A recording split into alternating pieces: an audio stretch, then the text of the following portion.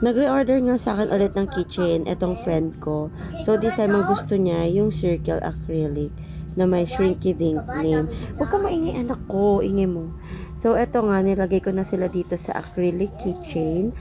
Circle naman to. So, 2 inches ang size nito. This time, hindi phototop ang ilalagay ko dito. Ang ilalagay natin ay resin. So, mas maganda pala siya pag resin, parang dome ang datingan niya pag natuyo na siya gamit ang UV.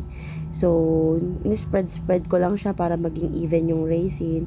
O nga pala, hindi na ako gumamit ng dito, ng gloves. Pero nakamas ako niyan. Itong gamit ko nga pala na shrinky film is translucent. So, ibig sabihin, makikita yung print niya sa likod. Pero mas prepared ko ata yung white, hindi itong translucent kasi ang hirap niyang i-shrink. Ang bilis silang magtikit-tikit. So, may nagkamali pa ako dito ng isa kasi ang hirap paghiwalayin.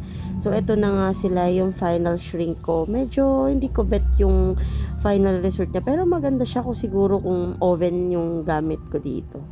So, next time, bibili na ako ng oven para mag-shrink, pang-shrink ko dito. So, okay naman siya. So, ito yung itsura after ko i-UV at nilagyan ko na ng mga keychain. Itong acrylic natin.